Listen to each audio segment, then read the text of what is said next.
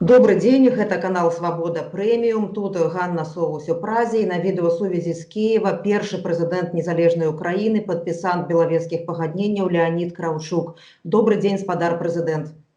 Здравствуйте, приветствую вас. Спасибо, что согласились на интервью.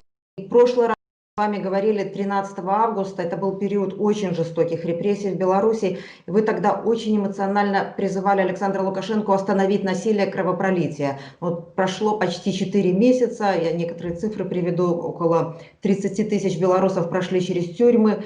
По оценкам правозащитников, более 140 политзаключенных в Беларуси есть убитые, и не заведено ни одно уголовное дело по факту пыток, чрезмерного необоснованного насилия со стороны силовиков. Какая ваша оценка того, что происходит в соседней стране, в Беларуси, и как человека, и как первого президента Украины? Откровенно говоря, я хочу начать с того, что я сожалею, что происходит такая трагедия политическая, человеческая в Белоруссии. Я очень хорошо знаю Беларусь. За советско-партийное время я там бывал очень часто. И у нас были очень глубокие, очень дружеские отношения с Белоруссией, с руководством Беларуси тогдашним. И беловежские встречи в 1991 году с господином Шушкевичем в Беловежской пуще. Все это я очень хорошо воспринимал и исторически и сейчас воспринимаю. Но то, что произошло на моих глазах, даже я хорошо зная такой диктаторско-административный стиль работы господина Лукашенко, его воспитание на принципах тоталитарности, а не на принципах демократии, свободы, международных норм и принципов. Я не ожидал такого нечеловеческого отношения к своим гражданам, белоруса, воспитанного в Беларуси, живущего в Беларуси. Я просто не могу понять это. Но факт есть фактом. Я думаю, что в данном случае Лукашенко, будучи 25 или сколько там 26 лет при власти, он превратился в самую власть. Человеческого в нем фактически не осталось. Он весь соткан из власти. Поэтому он не видит себя, не может осмыслить свою жизнь вне власти. Вот эта сущность человека приводит к тому, что он теряет человеческое, а берет только административно-властное, и для него люди это просто материал для управления, а не граждане, которых надо уважать и которые являются источником власти, которые избирают человека. Он почему-то понимает, что он приходит к власти с какой-то иной силой. Но тут еще влияние, конечно, России. Он верил и верит, что Россия всегда поможет ему лично, не обязательно Белоруссии, и этим он воспользуется в критических ситуациях, что и, собственно говоря, мы видим сегодня. Вот эти два момента, я думаю, сделали с него руководителя, который потерял человеческие качества гуманности, добра и уважения, сочувствия даже к людям. Вот это самое тяжелое у меня впечатление. Конечно, я как человек, который знает Белоруссию, я как украинец, который граничит с Белоруссией, я бы очень хотел, чтобы Беларусь развивалась по демократическому пути, чтобы она жила временем нынешним, а не прошлым. Потому что в мире происходят невероятно быстрые изменения в глобальном плане, в широком демократическом плане. И если где-то в демократическом мире появляется какая-то случайность, то от нее быстро народ как-то избавляется от этой случайности. Потому что там работают институты демократии, там работают принципы и нормы международного права. Видите ли вы сейчас смысл в призывах к Александру Лукашенку и его силовикам остановить насилие? И какие международные механизмы могут быть задействованы в такой ситуации? Что Украина может сделать, люди Украины, власть Украины? Я думаю, что сейчас бессмысленно призывать Лукашенко к чему-то. Он уже, в нем, кроме административно-диктаторского, появилось еще какой-то, ну, я бы так сказал, страх и желание наказать тех, кто смел выступить против него, наказать их за это. В этом месте взятое уже не дает никаких оснований верить, что ее можно в чем-то переубедить. Я думаю, тут может сработать только одно, чего нельзя ожидать, чтобы Россия официально заявила и отказалась от всякой помощи Белоруссии, потому что не Белоруссия, а Лукашенко, потому что он пошел путем не демократического развития. Но это, на мой взгляд, не произойдет. Путин будет его поддерживать. Поэтому только общие усилия мирового сообщества, европейских государств, в том числе и Украины, на что он очень негативно реагирует и болезненно даже, часто разрешает себе выпады и оценки против Украины, хотя у нас к белорусам и к Белоруссии очень уважительные отношения, и сейчас многие белорусы, многие журналисты и политики, они в Украине выступают по нашим телеканалам, и мы общаемся с ними, мы чувствуем, ощущаем дух, который там существует. Не только видим это на картинках, а видим живых людей, пришедших из этого, я бы сказал, нечеловеческого общества, нечеловеческого режима. Вот так точно надо сказать. Поэтому надо только общие усилия. То есть я имею в виду, давление на Россию должно быть параллельно с давлением на Беларусь, как и Украина. Давление на Россию может в этом плане помочь и Украине остановить войну на Донбассе и строить мирную жизнь во всех регионах Украины. То есть сообщество должно действовать решительно, потому что такие очаги антидемократии, такие очаги конфликтов, которые производит, я бы так сказал, Россия, они очень опасны не только для Украины, Белоруссии, они опасны для мира, для Европы и для всех нас. Вот многие украинские аналитики, говоря о событиях в Беларуси, проводят параллели с украинским Майданом. И говорят, вот, например, режиссер Сергей Лазница, Виталий Портников вот говорили, что если бы в Украине столько людей вышло на улицы, как вот в конце августа в Беларуси, более 200 тысяч человек, может 500 тысяч человек, то от такого условного украинского Окрестина, тюрьмы, где питали людей, ничего бы не осталось. Так бы сделали украинцы, так вот иногда говорят украинские аналитики. Но белорусы выбрали другой и очень долгий путь мирной революции. Как вы оцениваете этот выбор такого долгого, мирного, принципиально мирного сопротивления? И правильно ли его сравнивать с революцией годности? Я смотрю на это, практически. Если бы в Белоруссии при власти был какой-то человек демократического склада, и который уже, от которого белорусы устали за 26 лет, просто устали по-человечески. Я думаю, что такой путь был бы наиболее правильным.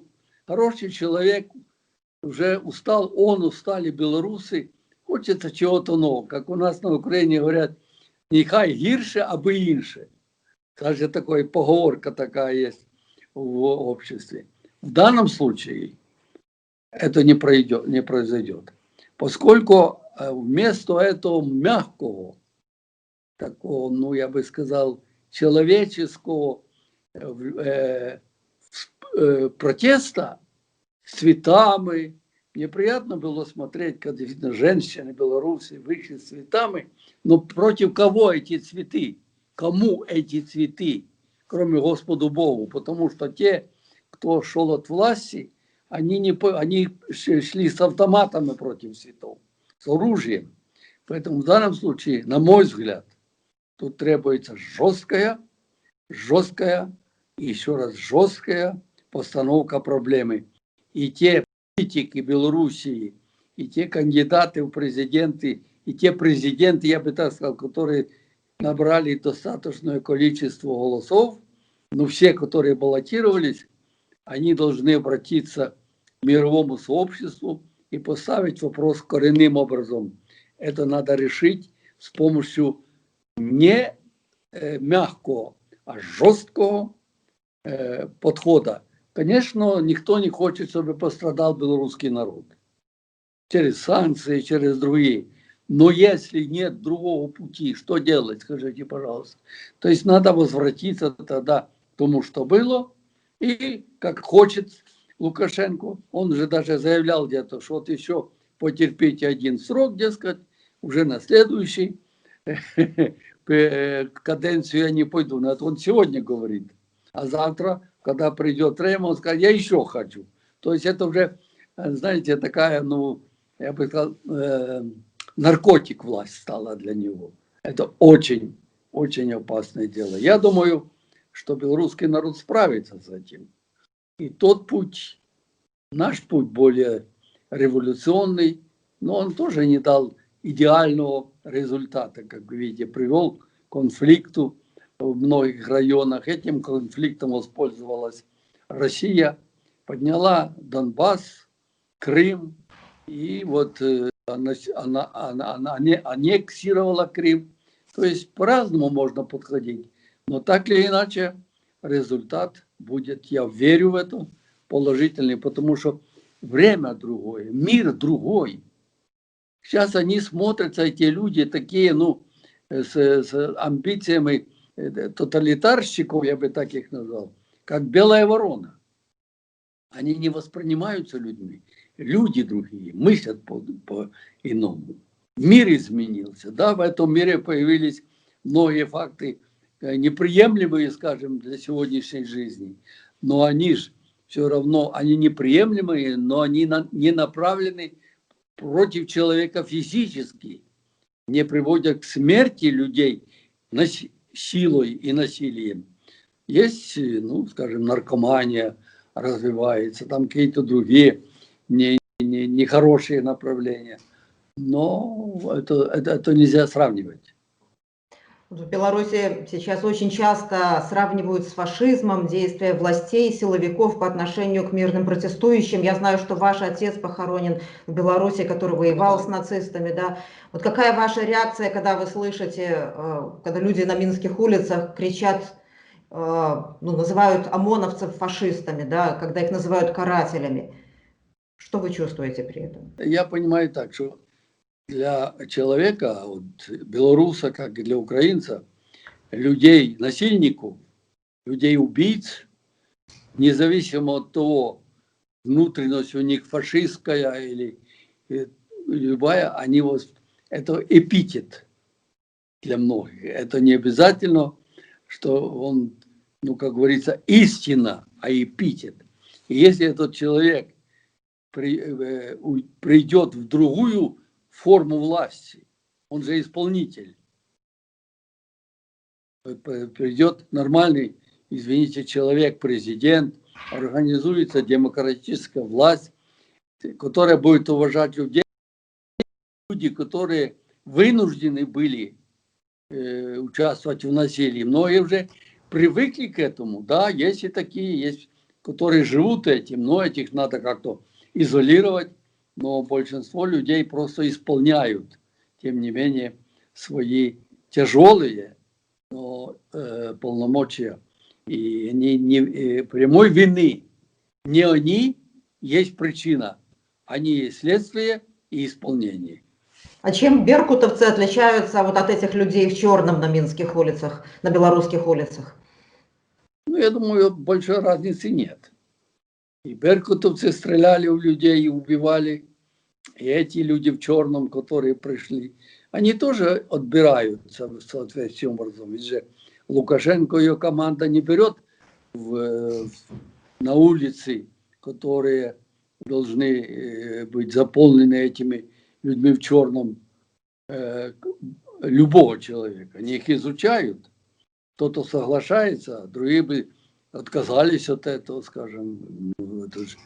Я понимаю, что есть присяга для военных, но тем не менее у нас в Конституции записано, что человек не может выполнять злочинные украинской мовой законы.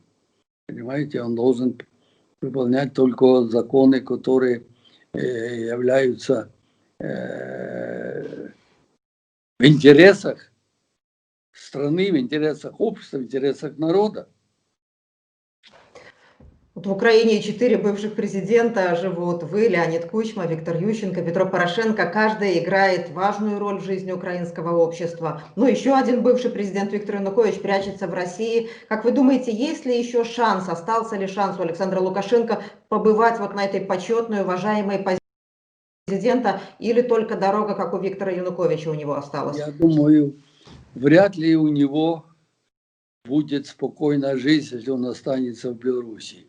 Да, где-то, может быть, там в глубинке белорусской жизни, в селах, в районах, ну, меньше вражды или какой-то ненависти к Лукашенко. Я это понимаю, я по Украине сужу.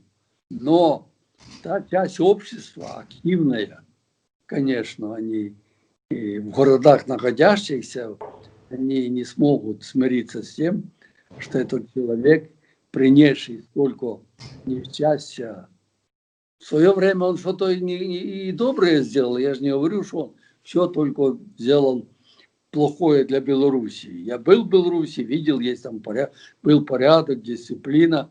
Он строил дороги, улицы. Ну, где-то нельзя сказать, что все вот только минус, минус, минус. Но в последнее время все, что он наделал, и вот это, говорится, держание за власть, вопреки здравому смыслу, и жертвы, которые стали возможными благодаря этому властному желанию, конечно, я не думаю, что ему просто простят. Ему будет тяжело жить в этой среде. Он вынужден будет уехать из Беларуси. Это я так думаю. Я хотела спросить, господин президент, вас о переговорной группе по урегулированию ситуации на Донбассе, которую вы возглавляете. Вы говорили о том, что в Минске ее нецелесообразно проводить, так? Что, скорее всего, в Вену она переедет. Осталась ли у этой группы приставка «Минская»? Что с ней сейчас? Хочу вам сказать, что я твердо верю, что борьба за мир, борьба за демократию, за свободу не может площадка быть в стране, хотя я не отождествляю Лукашенко и страной, но в связи с этой такой ситуацией, где происходят такие, я бы сказал, кровавые, драматические события, античеловеческие, антидемократические, я не думаю, что это должна быть площадка для принятия решений гуманитарного, человеческого, общечеловеческого характера, мира, добра, свободы и демократии. Я так не думаю. Поэтому Украина будет предлагать, искать другой путь, поблагодарив Белоруссию, белорусский народ искренне за предоставленную возможность, но, к сожалению, не белорусы виноваты в этом, виновата власть. Но мы не можем в данном случае исключать влияние власти на эти процессы. Мы с вами говорим в понедельник вечером, и несколько часов назад закончился марш пенсионеров в Беларуси. И тысячи людей вышли на Минские улицы, пожилые люди, и были задержания, им блокировали дорогу, им не позволяли практически силовики пройти по центру Минска. Я хотела вас попросить в конце нашего разговора, может быть, вы могли бы обратиться, ну, не только к пенсионерам, а ко многим белорусам, которые, зная о репрессиях, зная о всех угрозах, продолжают высказывать свою гражданскую позицию, продолжают этот мирный протест. Что бы вы могли им сказать? Ну, мне уже немало лет. В следующем году, в начале года, мне исполнится 87 лет. Я прожил и оккупации, и немецкую, и польскую, и московскую. И сейчас я переживаю очень сложный период в Украине, когда часть территории украинской оккупирована Россией, так, без исключения. То есть у меня внутри вызрел глубокий, непримиримый протест против насилия, против нечеловеческого, такого враждебного отношения лидера, власти в целом к человеку. И поэтому, конечно, я понимаю пенсионеров, потому что уже назвал свой возраст именно для этого. Я понимаю белорусских пенсионеров, сколько требуется внутреннего понимания, как нужно ломать себя, пережив столько, они что же пережили эти периоды, ломать себя, созреть до протеста во имя народа, во имя будущего, потому что жизнь, она не вечная, они понимают, уже вся жизнь у них там, а не там. Сзади, а не впереди. Этого не понимают, но они пришли сказать и защитить себя, белорусов, детей, внуков, правнуков. Они пришли, жертвуя здоровьем иногда, потому что и коронавирус, и вообще сил-то уже не так и много. Поэтому я хочу всем остальным белорусам сказать, послушайте этих людей в возрасте, посмотрите в их лица, глаза, задайте каждому вопрос, что они пришли. Они пришли для того, чтобы защитить жизнь остатками своей силы воли и своего жизненного опыта, понимая, насколько это важно для Белоруссии. И поэтому я хотел бы обратиться ко всем белорусам. Да, я очень хочу, чтобы у вас все закончилось без большой крови. Потому что сказать бескровно уже не могу, кровь пролилась. Но без большой крови. Я искренне хочу. Знаю, что это такое. Миллионы, вот вчера мы отмечали День Голодомора. Миллионы людей погибло, миллионы украинцев. Я посчитал, в целом за эти годы погибло 12 миллионов украинцев. Это больше, чем весь белорусский народ. Можете себе представить, что это такое в каждого из нас внутри. Мы понимаем, какие-то жертвы неимоверные. Ну, тоже происходит сегодня трагедия в Белоруссии. Я не хочу, чтобы она закончилась большим кровопролитием. Я прошу, просто прошу по-человечески белорусов, послушайте себя, послушайте голос разума, поверьте в добро, но не верьте власти. Власти верить уже нельзя. Власть вас предала. Я хочу вам сказать всем искренне. Власть Белоруссии, которую вы избрали, которой вы доверяли, она вас предала во имя своих корыстных, эгоистических, диктаторских целей, во имя власти. Власть предала во имя власти, а не во имя Беларуси. Нельзя действовать законом против тех, кто нарушает закон и сделал эти нарушения нормой поведения. Вот как говорили древние люди. Закон не может применяться и добро человеку, который творит беззаконие и зло. Зло надо остановить обязательно. Сегодня для Беларуси власть Белоруссии в голове с Лукашенком, я еще раз говорю, это зло. Леонід Макарович, господар президент, дякую вам велике за інтерв'ю, дякую вам велике за підтримку білорусів у їх мирному протесті. Дякую, всього вам найлепшого. І вам так желаю. Бажаю вам також доброго здоров'я, по-перше. По-друге, щоб вас торкнувся коронавірус. Це так загалом, а найважливіше, щоб оця непорозуміння, ця трагедія в Білорусі завершилась, і Білорусія пішла дорогою миру і демократії.